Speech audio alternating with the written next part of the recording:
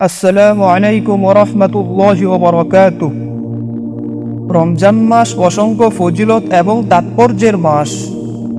পুণ্যময় মাসের প্রভাব ও তাৎপর্য সম্পর্কে সঠিক ধারণা না থাকলে এই রমজান সম্পূর্ণ হতে পারে না। রমজানের গুরুত্ব সম্পর্কে জানতে আপনাকে এই ভিডিওটি সম্পূর্ণ দেখতে হবে। আজকের ভিডিওটি আপনাকে বরকতময় মাসে আন্তরিকভাবে ইবাদতে নিযুক্ত করতে সহায়তা করবে। আমি এই ভিডিওতে রমজানের কিছু গুরুত্বপূর্ণ ফজিলত সংক্ষিপ্ত আকারে পেশ করব, যা প্রত্যেক মুসলমানের জানা অত্যন্ত জরুরি। মহান আল্লাহ রমজানে মহিমান্বিত আল কুরআন নাজিল করেছেন। আল্লাহ পাক কুরআনে ইরশাদ করেন, আউযু বিল্লাহি মিনাশ শাইতানির রাজীম, বিসমিল্লাহির রহমানির রহিম। شهر رمضان الذي أنزل فيه القرآن هدى للناس وبينات من الهدى والفرقان فمن شهد منكم الشهر فليصم ومن كان مريضا أو على سفر فعدة من أيام أخر। রমজান হলো সেই মাস যে মাসে কোরআন অবতীর্ণ হয়েছে মানব জাতির জন্য পথ প্রদর্শক হিসেবে, হিদায়াতের সুস্পষ্ট নির্দেশনাবলী ও সত্য মিথ্যার পার্থক্যকারী রূপে। সুতরাং যারা এ মাসে উপস্থিত থাকবে তারা যেন রোজা রাখে, তবে যে ব্যক্তি অসুস্থ বা সফরে আছে তারা যেন রমজানের পর সমান সংখ্যক রোজা রাখে। সূরা আল বাকারা আয়াত 185।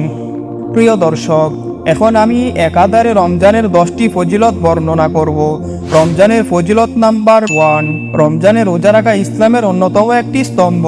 রাসূলুল্লাহ সাল্লাল্লাহু আলাইহি ওয়াসাল্লাম বলেছেন, ইসলামকে 5টি বিষয়ের উপর ভিত্তি করে গড়ে তোলা হয়েছে। নাম্বার 1, কালিমা, অর্থাৎ লা ইলাহা ইল্লাল্লাহু মুহাম্মাদুর রাসূলুল্লাহ। নাম্বার 2, নামাজ কায়েম করা।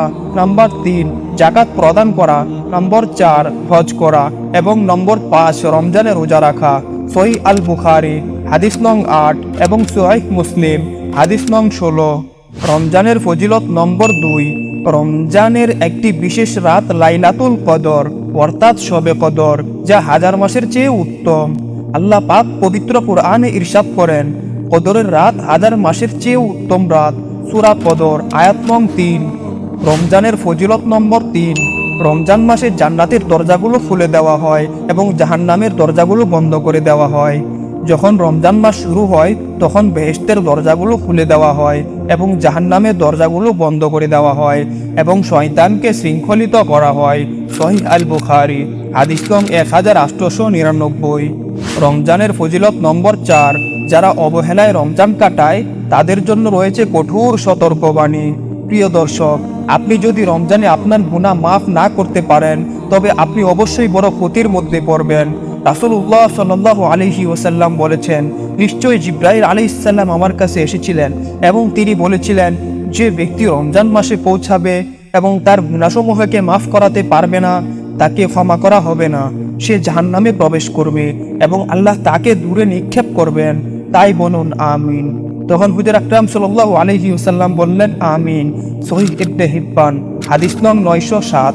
রমজানের ফজিলত নম্বর 5, পবিত্র রমজানের প্রতিটি দিন আল্লাহ মানুষকে জাহান্নাম থেকে মুক্তি দেন। রাসূলুল্লাহ সাল্লাল্লাহু আলাইহি ওয়াসাল্লাম বলেছেন, নিশ্চয়ই আল্লাহর কাছে এমন লোক রয়েছে যাকে তিনি রমজানের প্রতিটি দিন ও রাতে মুক্তি দেন। মুসনাদে আহমদ হাদিস নং 7450। রমজানের ফজিলত নম্বর 6, আল্লাহ পাক এক রমজান থেকে অন্য রমজান পর্যন্ত একজন ব্যক্তির গুনাহকে মাফ করে দেন।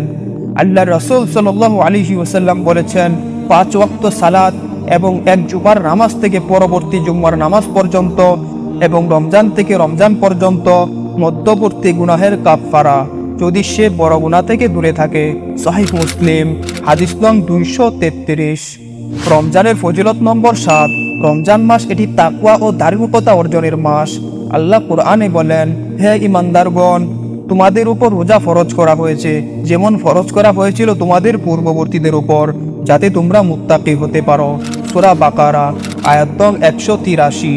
রমজানের ফজিলত নম্বর 8, রমজানে রোজা রাখার পুরস্কার জান্নাত।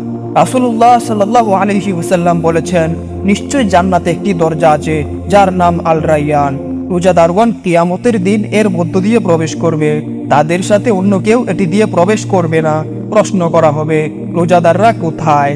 অতঃপর তারা উঠে যাবে এবং তারা ছাড়া আর কেউ সেখানে প্রবেশ করবে না। একবার তারা সবাই প্রবেশ করলে এটি বন্ধ হয়ে যাবে এবং অন্য কেউ এটি দিয়ে প্রবেশ করতে পারবে না। সহিহ আল বুখারী, হাদিস নং 1896। প্রিয় দর্শক, রমজানের ফজিলত নম্বর 9, ইমামের পিছনে কিয়াম আল লাইল নামাজ পড়াকে সারা রাতের সালাত হিসেবে গণ্য করা হয়। রাসূলুল্লাহ সাল্লাল্লাহু আলাইহি ওয়াসাল্লাম বলেছেন, নিশ্চয়ই যে ব্যক্তি রমজানে ইমামের সাথে নামাজের জন্য দাঁড়াবে, যতক্ষণ না সে শেষ করবে সে যেন সারা রাত সালাত আদায় করে নিবে। সুনান আত-তিরমিজি, হাদিস নং 806। রমজানের ফজিলত নম্বর 10, রমজান মাসে রোজা রাখা বছরে 10 মাস রোজা রাখার সমান। নবী সাল্লাল্লাহু আলাইহি ওয়াসাল্লাম বলেছেন, যে ব্যক্তি রমজানের রোজা রাখবে অতঃপর শাওয়ালের 6টি রোজা রাখবে, সে সারা বছর রোজা রাখার মতো হবে। সহিহ মুসলিম, হাদিস নং 1164। ইসলামে ভালো কাজের ন্যূনতম প্রতিদান 10 দ্বারা গুণ করা হয়। সুতরাং রমজান 10 মাস রোজা রাখার সমতুল্য এবং শাওয়ালের 6টি রোজা 6 গুণ 10 সমান 60 দিনের সমান, অর্থাৎ 12 মাসে মোট 2 মাস। প্রিয় দর্শক মণ্ডলী, একজন মুসলমানের জীবনে রমজানের ফজিলত ও গুরুত্ব তুলনাহীন। সুতরাং আমাদের উচিত রমজানের তাৎপর্য সম্পর্কে জ্ঞান অর্জন করা এবং আমাদের সাধ্যমতো আল্লাহর ইবাদত করা। আল্লাহ তাআলা আমাদের প্রচেষ্টাকে কবুল করুন এবং এই রমজানকে আমাদের জন্য সেরা এবং কল্যাণময় রমজান দান করুন। আমিন। আপনারাও কমেন্টে আমিন লিখে যাবেন। আর এখনও যারা চ্যানেলটি সাবস্ক্রাইব করেননি তারা সাবস্ক্রাইব করে দিন। আর যারা ফেসবুকে দেখছেন তারা পেজটি ফলো দিয়ে রাখুন। আল্লাহ হাফেজ।